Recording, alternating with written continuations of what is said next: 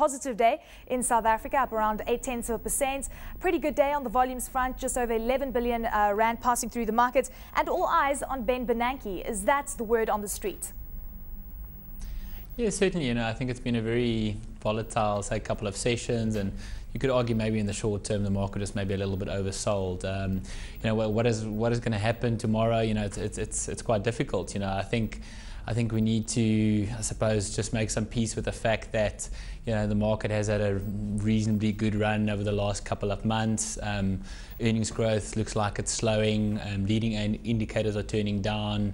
It's the end of like Kiwi 2, and we're waiting for some news for some news flow on like Kiwi 3.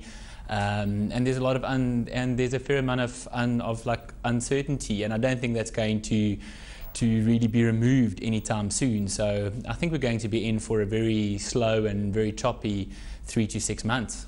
Yeah. Well, where do you say things are headed from here onwards? Because many investors out there think that if we don't see a new stimulus package, such as quantitative easing 3, or at least an extension of quantitative easing 2, this could spell a bit of pressure for South African equity markets.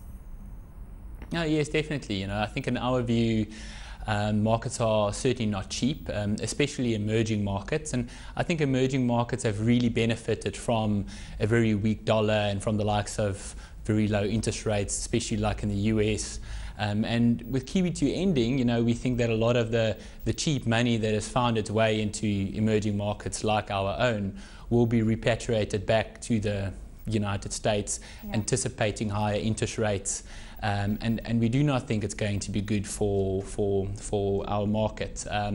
Areas that probably will be hit hardest, and I think in the short term, will probably be the commodity, say, indices. Although we are relatively bullish on the longer term outlook, but I think the short term volatility will be relatively tough to get through.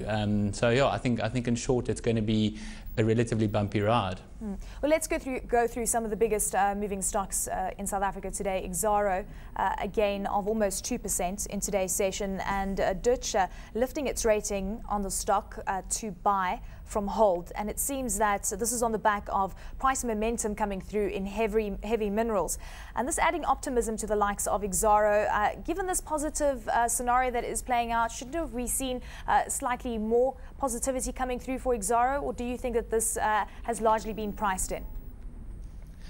Look, I think to some extent, I think it has been maybe priced in. If you look at the performance of Exxaro over the other diversified miners, it has certainly been the pick of the bunch. I think the share price year to date is still up quite handsomely, and the prices of the other miners, I think, are down year to date.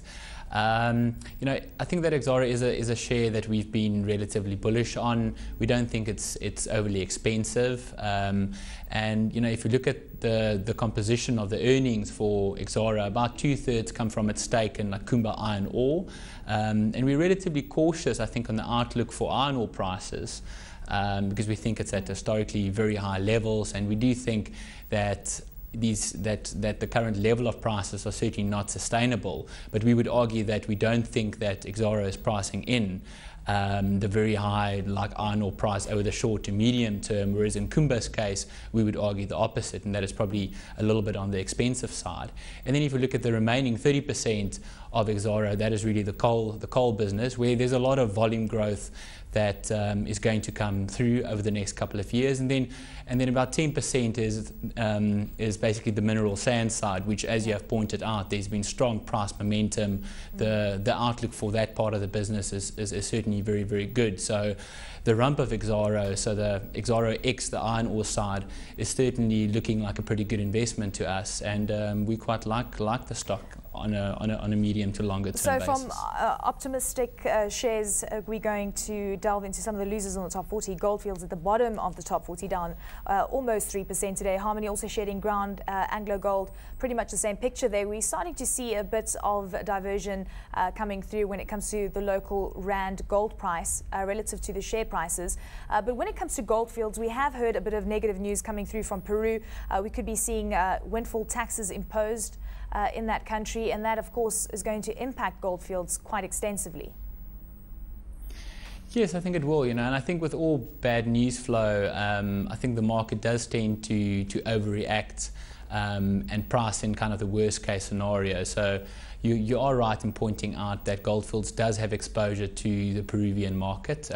It's got a very large mine there. It's called XERO. It's just under about, say, like 10% of their like total output, and the share price, since running up to this like election say period, the shares the shares down about 12 to 13%. So in our view, it's kind of more than in the price. If you look what it like contributes to earnings, it's just over 20%. So the market is saying that basically the mine is essentially worth half of what it used to be, and we think it is very likely that royalties and like taxes will be increased. But that's a very draconian, I think, scenario that the market is pricing in. And yes, I think for the sector as a whole, there's been fairly significant divergence of the gold shares relative to the Rand gold price. So certainly in the short term, we think it's a very attractive entry point, and we think that Gold Fields is, especially at the current pricing levels, looking very, very interesting indeed.